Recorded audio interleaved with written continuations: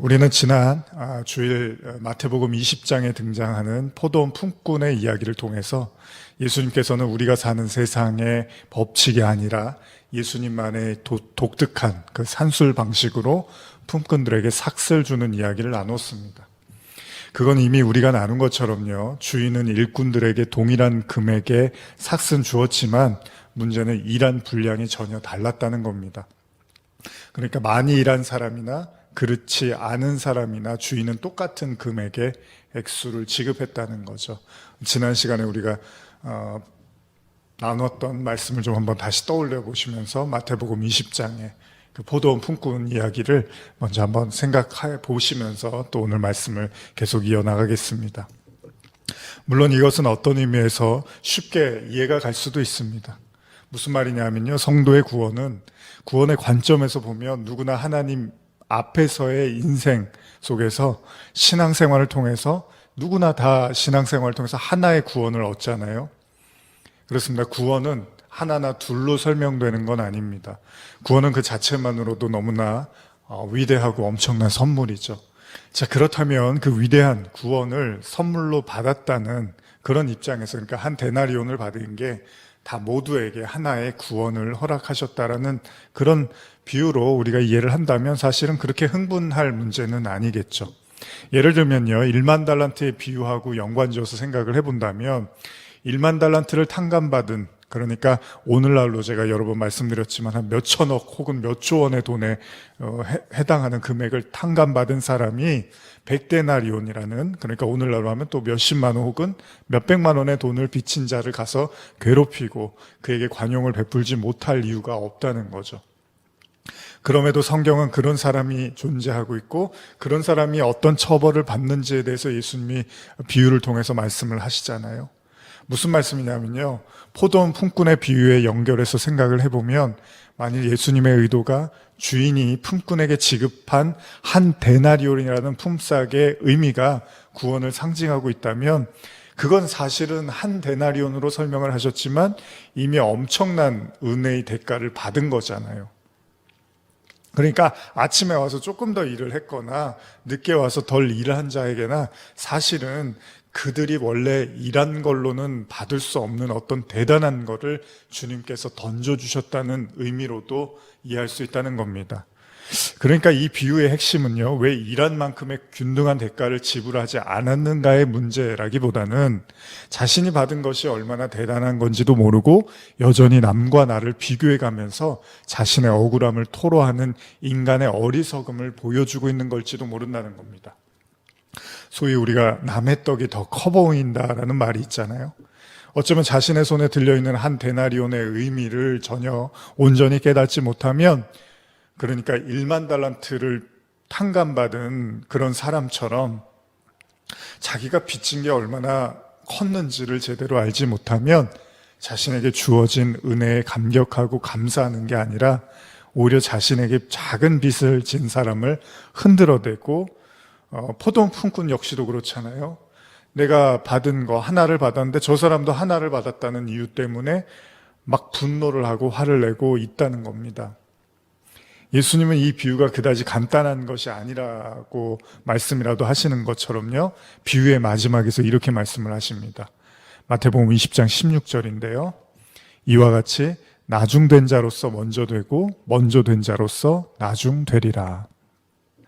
자, 과연 예수님, 이 비유를 말씀하신 예수님은 이 비유하고 지금 마지막에 이 내용과 어떤 관계가 있는 걸까? 도대체 이 말씀이 어떤 의미이길래 예수님은 이 비유의 마지막을 이렇게 마무리하고 계시는가? 아마 여러분들도 신앙생활 하시면서 들어보셨을 얘기죠. 나중된 자가 먼저 되고 먼저 된 자가 나중되고. 사실 신앙생활을 얼마 시작하지 않은 사람에게는 왠지 모르게 좋게 들릴 수 있는 얘기고요. 반대로 신앙생활을 오래 해온 사람에게는 뭔가 조금은 씁쓸할 수 있는 이야기죠. 그렇습니다. 우리들도 그런 류의 이야기를 많이 합니다.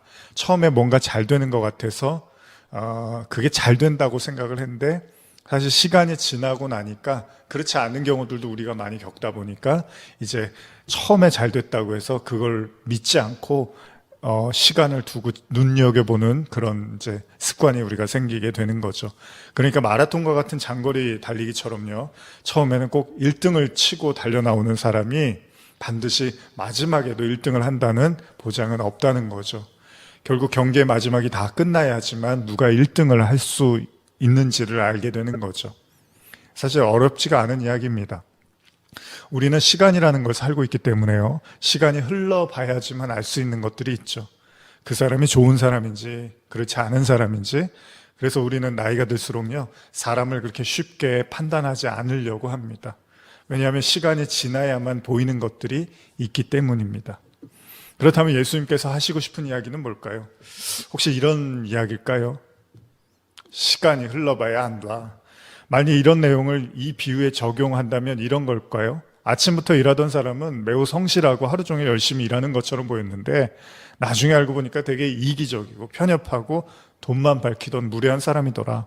그런데 나중에 온 사람은 할 일이 없어서 데려다가 일을 시켰는데 짧은 시간이지만 열심히 일했고 성실하고 자신이 받은 것에 만족할 줄 아는 아주 예의 바른 사람이더라. 그래서 주인이 보니까 나중에 온 사람이 처음 온 사람보다 더 낫다. 뭐 이런 얘기를 하신 걸까요?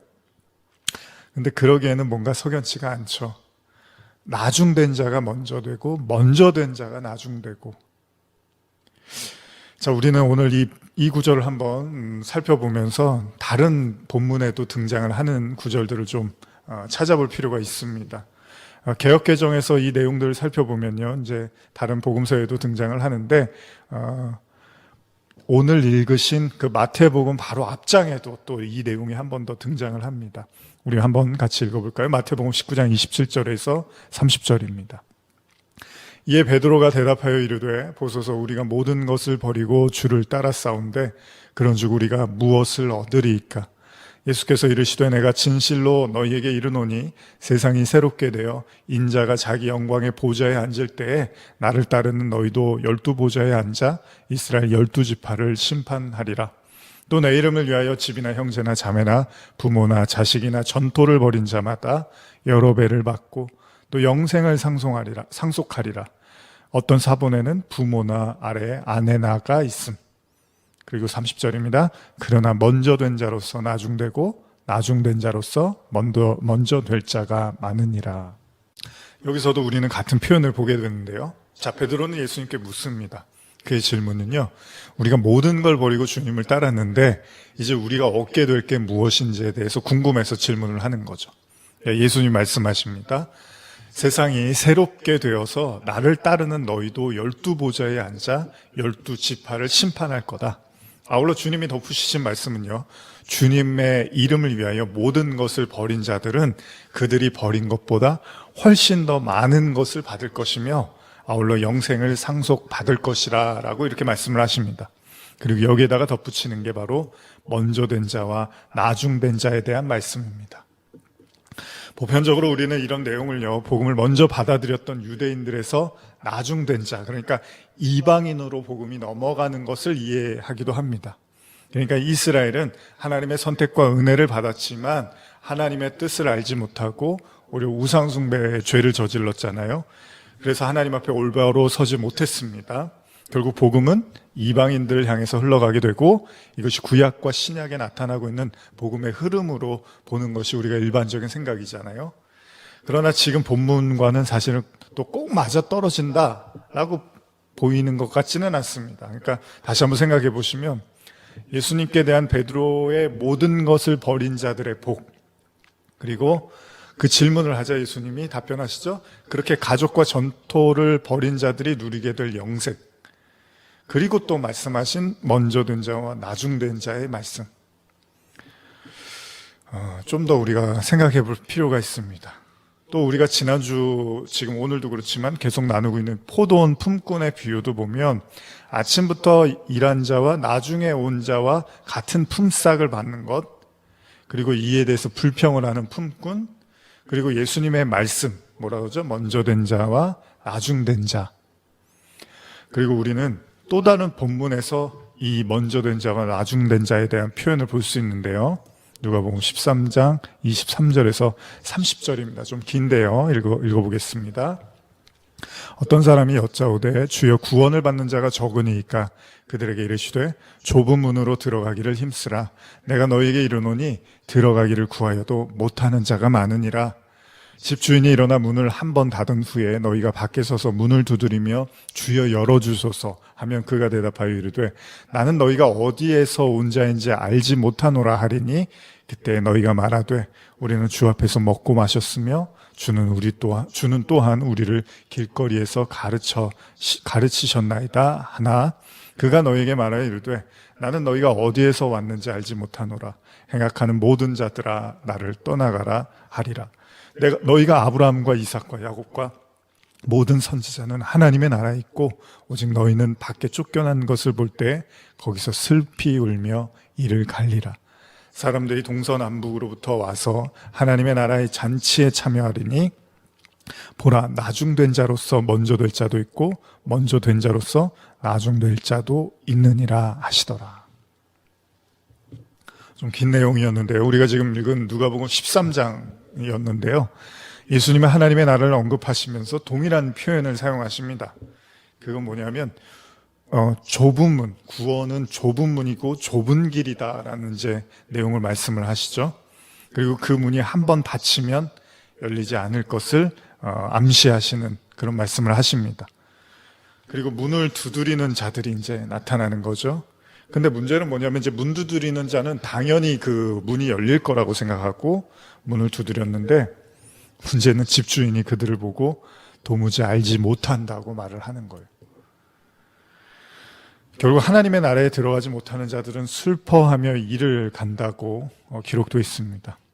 이때 예수님이 덧붙이신 게 나중된 자로서 먼저 될 자들에 대한 말씀을 또한 이어나가십니다. 이 본문을 가만히 생각해 보면요, 주인의 집에 들어가기 위해서 문을 두드린 자들의 한번 이야기를 좀 살펴보려고 하는데요. 26절 다시 보면 그때 너희가 말하되 우리는 주 앞에서 먹고 마셨으며 주는 또한 우리를 길거리에서 가르치셨나이다 하나, 이런 표현이 나옵니다. 그들은 이렇게 생각한 거예요. 주님과 늘 함께 먹고 마셨고 심지어는 배웠대요. 매번 말씀을 듣고 가르침을 받았다고 하는 거예요. 그런데 문제는 뭐냐면 예수님은 아니래요. 27절이죠. 그가 너희에게 말하여 이르되 나는 너희가 어디서 왔는지 알지 못하노라. 행악하는 모든 자들아 나를 떠나가라 하리라. 무서운 이야기죠.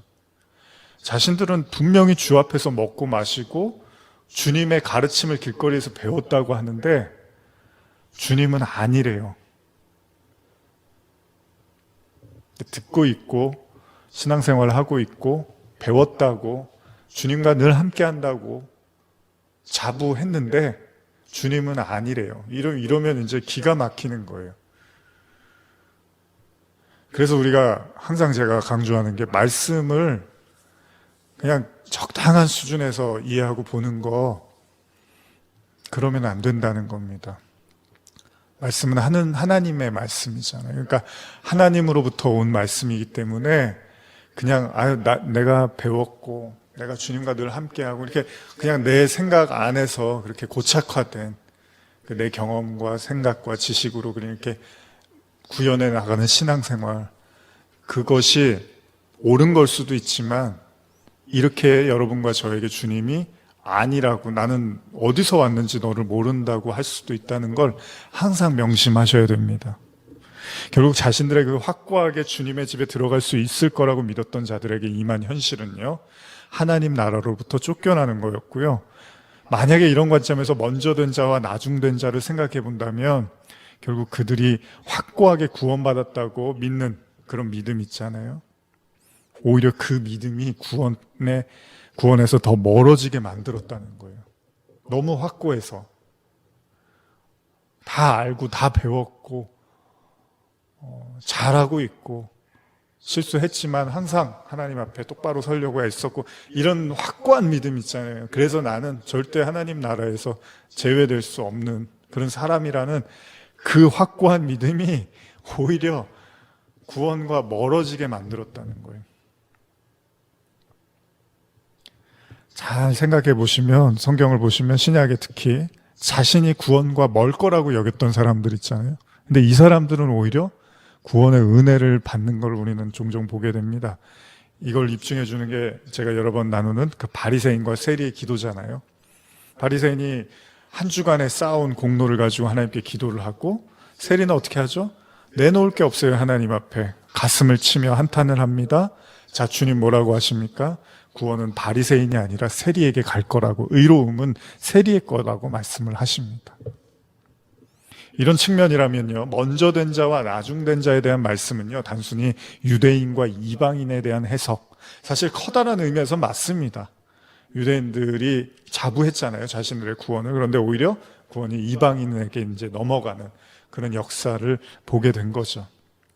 큰 무리가 없어 보입니다. 그러나 좀 더 우리가 이해할 수 있도록 구체적으로 이야기한다면요, 예수님이 생각하시는 구원은 인간의 차원의 것과는 매우 다르다는 겁니다.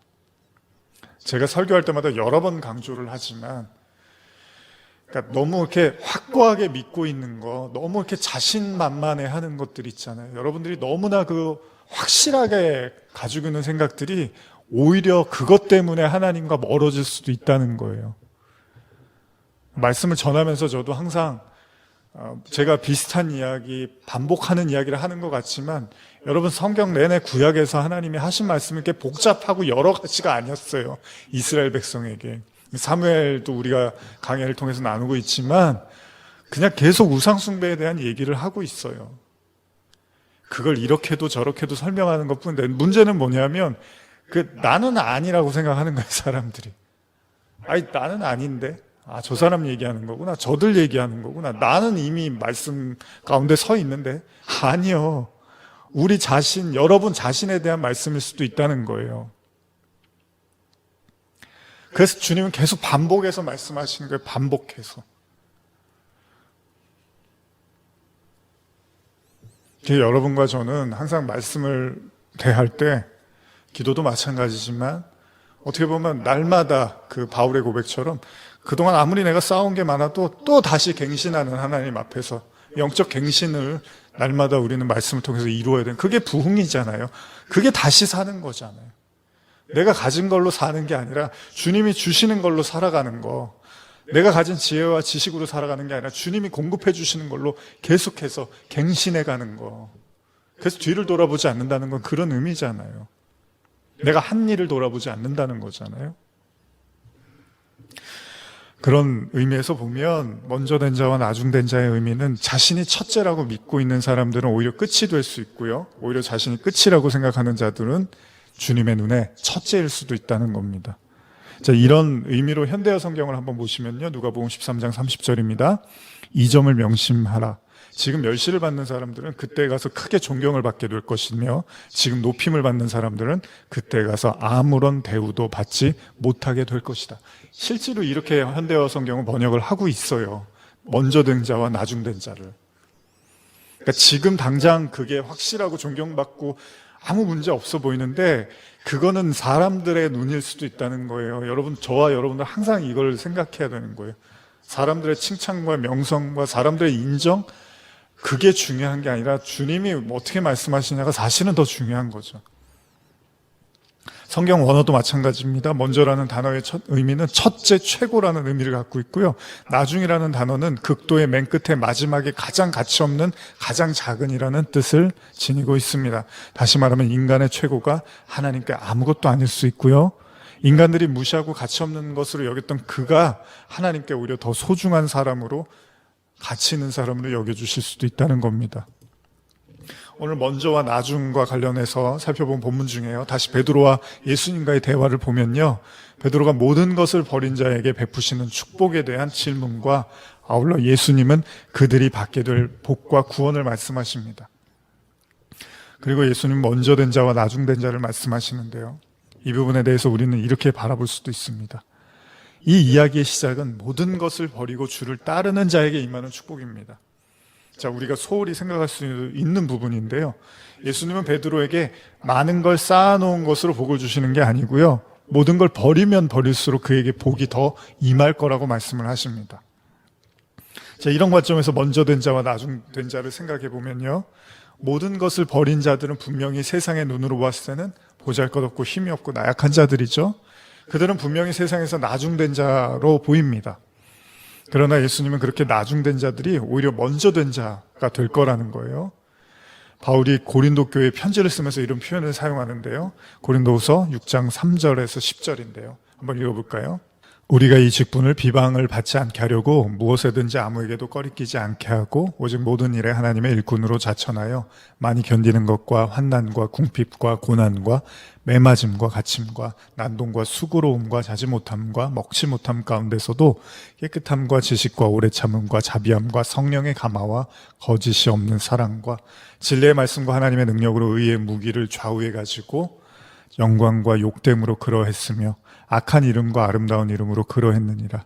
우리는 속이는 자 같으나 참되고 무명한 자 같으나 유명한 자요 죽은 자 같으나 보라 우리가 살아있고 징계를 받는 자 같으나 죽임을 당하지 아니하고 근심하는 자 같으나 항상 기뻐하고 가난한 자 같으나 많은 사람을 부유하게 하고 아무것도 없는 자 같으나 모든 것을 가진 자로다.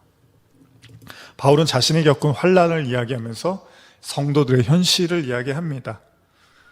자, 바울의 고백을 보면요. 우리 눈에 보이는 현실을 그걸로 바울은 보고 있는 게 아니고요.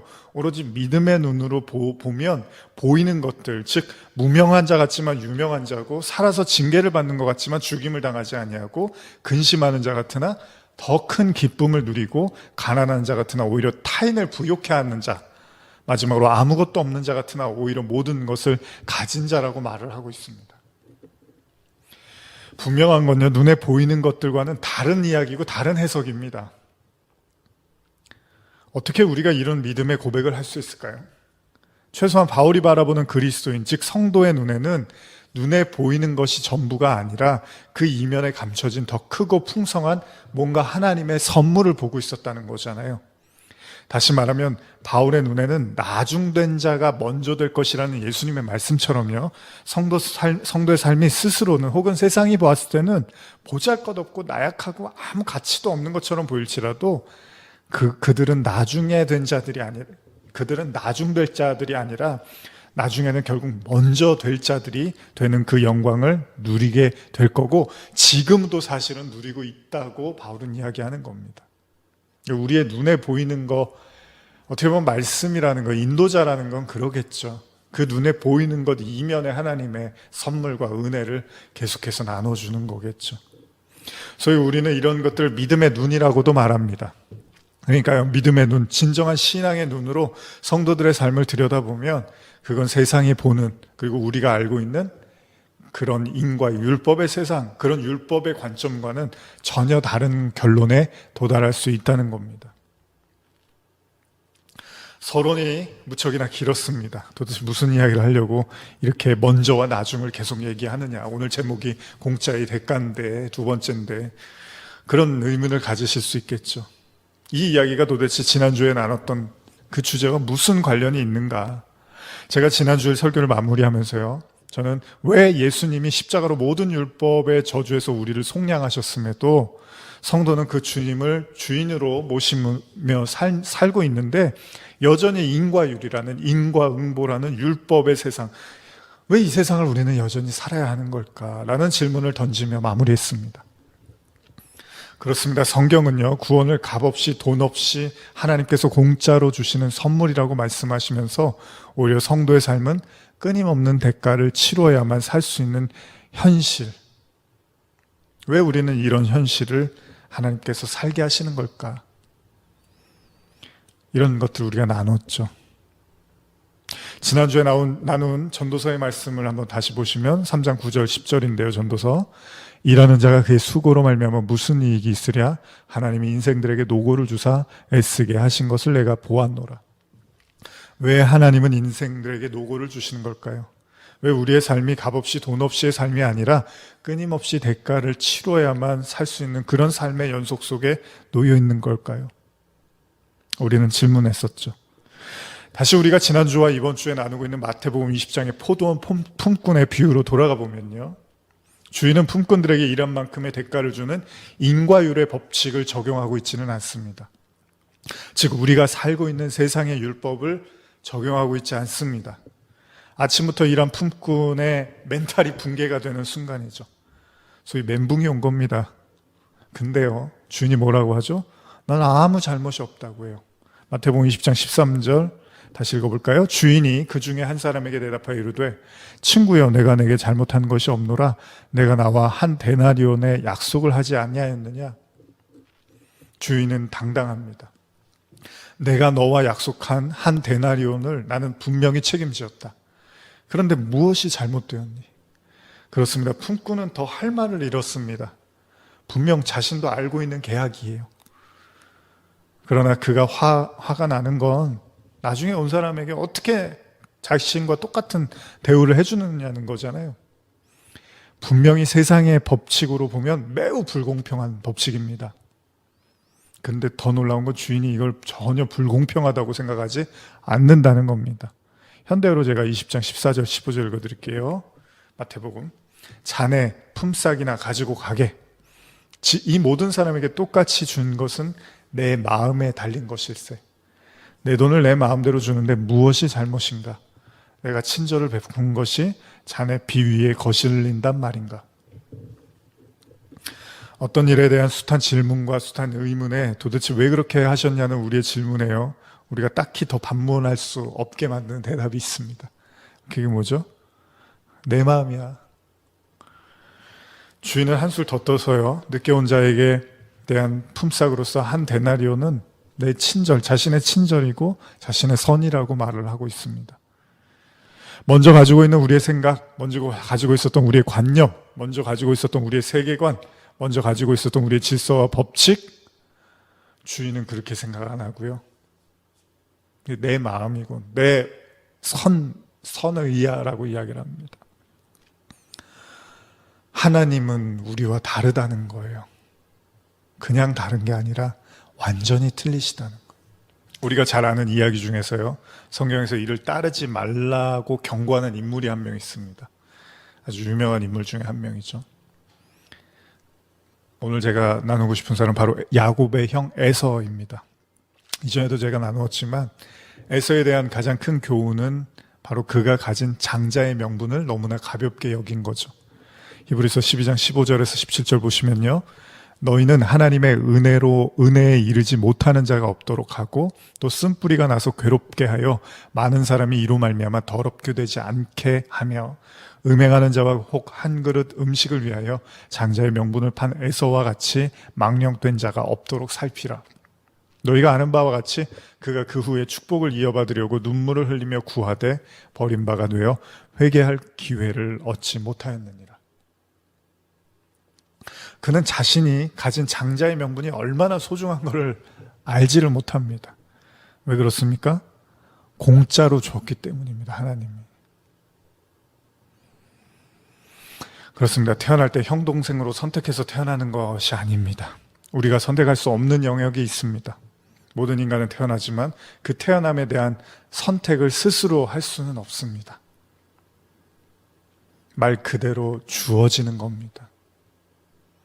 태어나 보니까 여긴 거예요. 에서는 야곱과 동시에 태어났지만 형으로 태어나는 복을 받았습니다. 왜냐하면 이스라엘에서는 장자는 아버지의 축복을 받는 그런 대상이었습니다. 그런 그에게 배고픔이 밀려왔고 어느 순간 그는 자신이 가장 소중히 여겨야 할, 어쩌면 인간의 힘으로는 가질 수 없는, 돈을 주고도 살 수가 없는 거잖아요. 오로지 하나님으로부터만 올 수 있는 선물이자 축복을 동생 야곱에게 팔아 넘깁니다. 창세기 25장 29절에서 34절이죠. 야곱이 죽을 쑤었더니 에서가 들에서 돌아와서 심히 피곤하여 야곱에게 이르되 내가 피곤하니 그 붉은 것을 내가 먹게 하라 한치라. 그러므로 에서의 별명은 에돔이더라. 야곱이 이르되 형의 장자의 명분을 오늘 내게 팔라. 에서가 이르되 내가 죽게 되었으니 이 장자의 명분이 내게 무엇이 유익하리요. 야곱이 이르되 오늘 내게 맹세하라. 에서가 맹세하고 장자의 명분을 야곱에게 판지라. 야곱이 떡과 팥죽을 에서에게 주매 에서가 먹으며 마시고 일어나 갔으니 에서가 장자의 명분을 가볍게 여김이었더라. 현대어로 32절 읽어드릴게요. 그래, 내가 지금 배고파 죽을 지경인데 내가 가지고 있는 장자권이 무슨 소용이 있겠니? 좋아, 내 장자권을 내가 가져하고 에서가 말았다. 소중한 것의 가치를 모르고요, 돈을 주고도 살 수 없는 그 무엇과도 비교할 수 없는 오로지 하늘에서만 주어지는 장자의 명분을요, 꼴랑 팥죽 한 그릇에 팔아버립니다. 누가 배고프다고 다이아를 과자 한 봉지와 바꾸겠습니까? 누가 아무리 배가 고프다고 진주를 빵 한 봉지와 바꾸겠습니까? 물론 어린아이의 천진난만함에는 가능하겠지만 지금 성경이 말하는 건 그런 게 아니잖아요. 일찍이 성경에서도 이런 일들에 대한 언급이 있었습니다. 마태복음 7장 6절입니다. 거룩한 것을 개에게 주지 말며 너희 진주를 돼지 앞에 던지지 말라. 그들이 그것을 발로 밟고 돌이켜 너희를 찢어 상하게 할까 염려하라. 현대로 읽어드릴게요. 거룩한 것을 개에게 주지 말고 진주를 돼지에게 주지 말라. 그것들이 발로 진주를 짓밟고 돌아서서 너희를 물어 뜯을지도 모른다. 왜 먹을 거 안 내놨냐고. 왜 거룩한 건 아무 필요가 없다는 거잖아요. 귀한 걸 귀한 것으로 알아보지 못하고 거룩한 걸 거룩한 것으로 깨닫지 못한 자들에게 성경은 개와 돼지로 묘사를 하고 있습니다. 다시 말하면 공짜로 얻은 것을 진짜 거저 알고 있다는 겁니다. 처음부터 공짜로 존재하는 건 없습니다, 여러분. 결국 그건 누군가의 노력과 손길에 의해서 만들어진 겁니다. 어린 시절에 주말에 학교를 마치고 집에 오면 먹던 점심, 어머니는 이제 주말이니까 뭐를 좀 맛있는 걸 해주고 싶어서 고민을 하셨던 것 같아요. 그리고 무수히 많았던 따뜻한 식사들, 거기에는 어머니의 남모르는 고민과 걱정이 있었을 겁니다. 그리고 정성이 담겨져 있겠죠. 그걸 이제야 더 알게 되는 것 같습니다. 요즘 코로나로 아이와 가정에서 보내는 시간이 종종 있는데요, 끼니를 걱정하는 것이 결코 만만치 않다는 걸 느낍니다. 그저 아무렇지도 않게 맛있게 먹었던, 때때로 불평을 늘어놓으며 먹었던 수없이 많은 지난날의 식탁에는 어머니의 수많은 노고와 수고의 손길이 담겨 있었던 거죠. 그냥 원래부터 아무런 공도 노력도 없이 존재하는 건 아무것도 없다는 겁니다. 바로 창세기 에덴은 그렇게 출발됐습니다. 오로지 하나님의 모든 수고와 정성으로 세상은 그렇게 만들어졌고요. 인류의 첫 시작점이 된 아담은 그 모든 은혜를 아무런 노력 없이, 아무런 공로도 없이 마음껏 누리는 수혜자가 되었습니다. 그런 그가 하나님의 말씀을 어기고 그 은혜의 참된 기쁨을 상실하자 그에게 시련이 닥치기 시작한 거잖아요. 창세기 3장 17절에서 19절입니다. 아담에게 이르시되 내가 내 아내의 말을 듣고 내가 내게 먹지 말라 한 나무의 열매를 먹었은즉 땅은 너로 말미암아 저주를 받고 너는 내 평생에 수고하여야 그 소산을 먹으리라. 땅이 내게 가시덤불과 엉겅퀴를 낼 것이라. 내가 먹을 것은 밭의 채소인즉 내가 흙으로 돌아갈 때까지 얼굴에 땀을 흘려야 먹을 것을 먹으리니 내가 그것에서 취함을 입었음이라. 너는 흙이니 흙으로 돌아갈 것이니라 하시니라. 우리가 잘하는 말 중에 소위 있을 때 잘하라는 말이 있습니다. 참으로 쉬운 말이기도 하지만 동시에 어려운 말이기도 합니다. 문제는요, 그 소중함을 있을 때는 잘 모른다는 겁니다. 이미 앞서 읽은 에서와의 관련된 말씀에서 히브리서는 이렇게 말을 하고 있는데요. 히브리서 12장 17절 너희가 아는 바와 같이 그가 그 후에 축복을 이어받으려고 눈물을 흘리며 구하되 버림바가 되어 회개할 기회를 얻지 못하였느니라. 어쩌면요, 인간의 원죄는 모든 것을 공짜로 베푸시는, 모든 걸 선물로 베푸시는, 모든 걸 돈 없이 값없이 지불하신 그 하나님의 수고와 공로를 깨닫지 못함에서 시작됐는지도 모른다는 겁니다. 얼마 전에 보았던 조금 오래된 시트콤이었는데요, 한 장면이 제가 떠오릅니다. 남편과 며느리는 일을 하러 나가고 집안의 아들과 다 큰 손자들은 도무지 집안일에 관심이 없습니다. 어머니 혼자서 아기 손주를 돌보고 빨래하고 청소를 하고 식사를 준비합니다. 그럼에도 아무도 도와주는 사람이 없습니다. 오히려 아들과 손자들은 빨리 밥 달라고 아우성입니다. 참다 못해 어머니는 어린 손주를 아들에게 맡기고 친정 옥반에 놀러 갑니다. 이윽고 집안은 쑥대밭이 되고 돌아온 며느리는 지친 가운데 집안일로 너무 힘들어합니다. 결국 아들은 다시 어머니를 모시고 집으로 오고 그제서야 어머니가 얼마나 많은 일들을 하고 계셨는지를 깨닫고 고마움을 표현합니다. 그냥 모두가 아는 뻔한 이야기고요, 우리 삶에서도 일어나고 있는 일들입니다.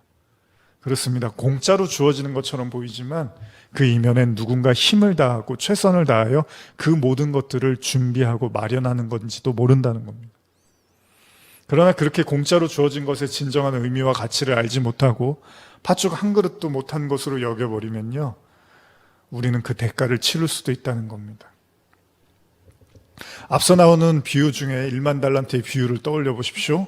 임금으로부터 1만 달란트의 빚을 탕감받았음에도 불구하고 그냥 그걸 공짜로 얻은 운이라고 생각한 그 종에게 주어진 형벌이 뭔지 아십니까?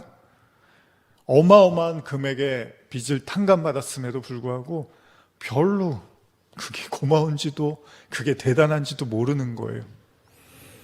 그에게 주어진 형벌은 다음과 같습니다. 마태복음 18장 32절에서 34절입니다.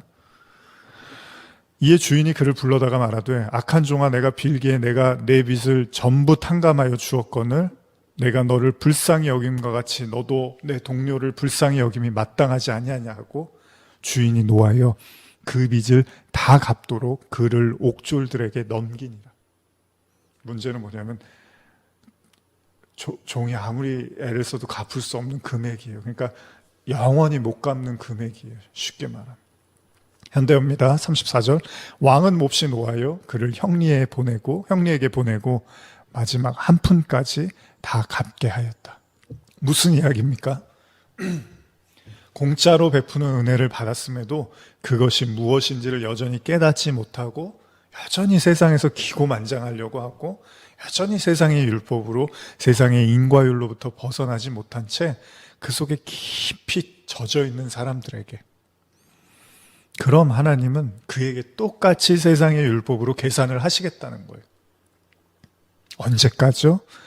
마지막 한 푼을 다 갚을 때까지.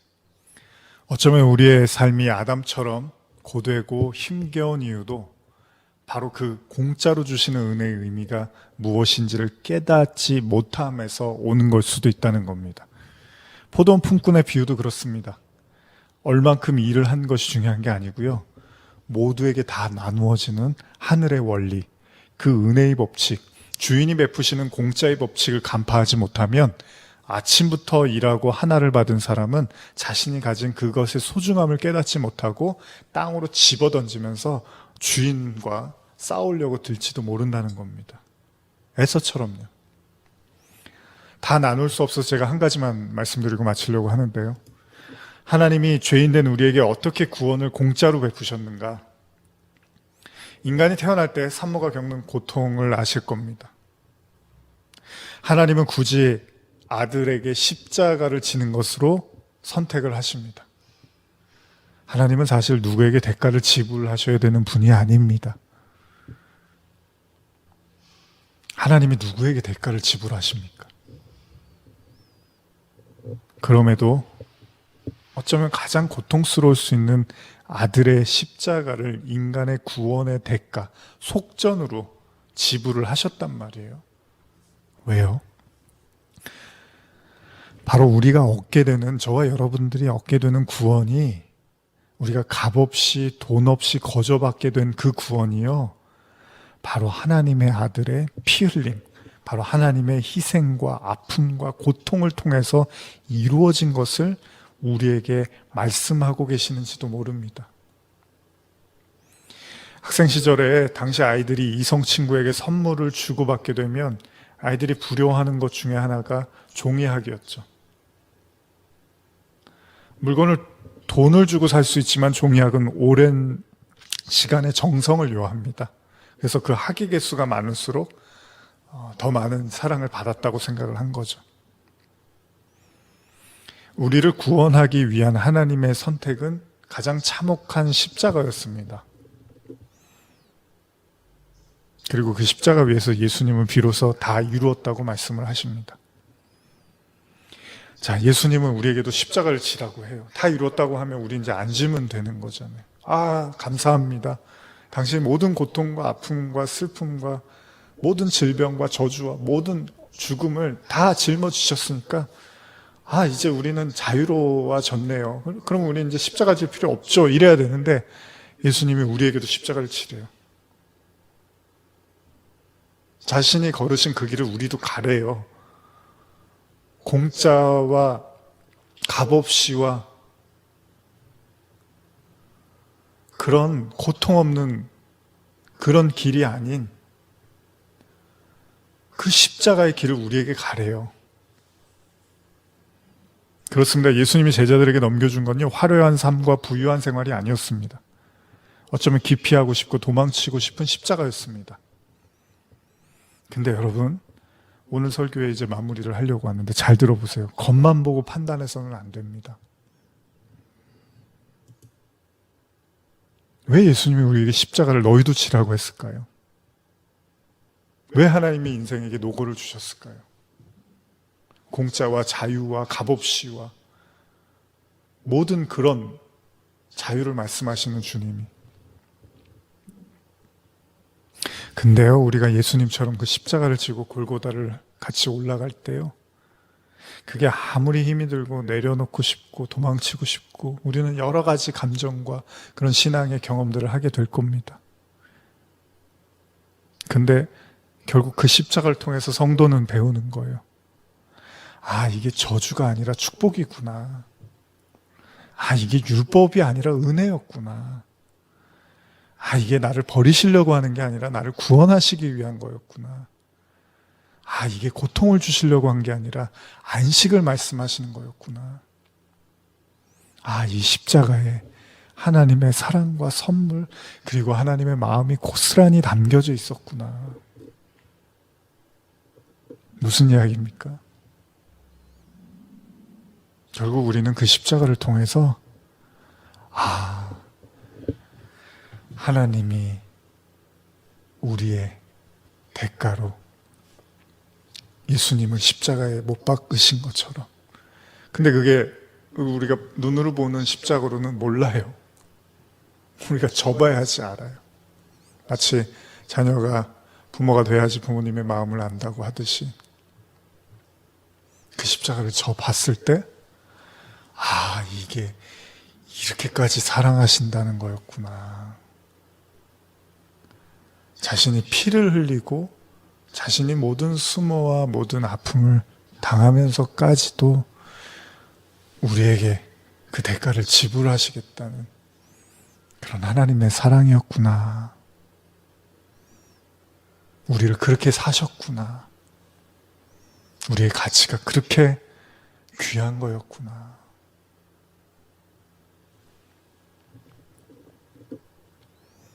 그냥 버려도 되는, 그냥 신이 토기장이 비유처럼 만들고 그냥 버려도 되는데, 그 버려져야 될 어쩌면 그런 질그릇 하나를 사시기 위해서 하나님이 그냥 돈을 지불하는 게 아니라 자신을 지불하는, 자신의 아들을 지불하는 기이한. 근데 그 마음을 어떻게 알아요? 우리가 십자가를 져야지만 아는 거죠.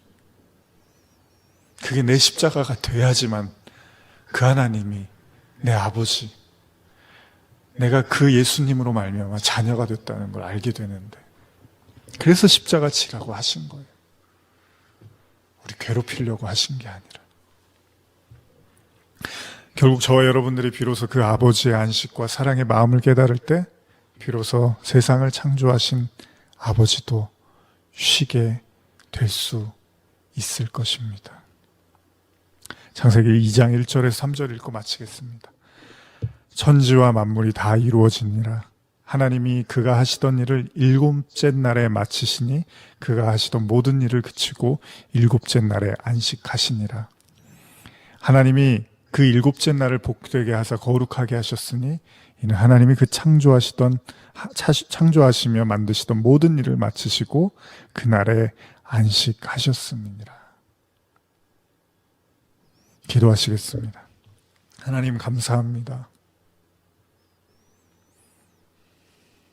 공짜의 대가는 하나님 자신을 내어주는 바로 예수 그리스도의 십자가였습니다. 공짜로 주어졌다고, 진짜로 공짜, 아무 값어치도 없는 줄 착각하고 사는 많은 성도들, 크리스찬들이 있습니다. 어쩌면 우리 자신이 에서와 같이 하나님이 주신 것들이 얼마나 가치 있고 소중하고 하나님의 피를 흘려가며 치른 대가로 우리에게 주신 것들임에도 우리는 쉽사리 내어 던질 수도 있는 우리의 감정과 우리의 기분에 따라 언제든지 팥죽 한 그릇과 바꿔 먹을 수 있는 연약한 자들일지도 모릅니다. 우리는 오늘도 살아갑니다. 오늘 그 삶을 통해서 주님의 그 공짜의 은혜 그리고 안식의 그 은혜를 깨닫고 찬송하게 하여 주시옵소서. 예수님의 이름으로 기도합니다. 아멘.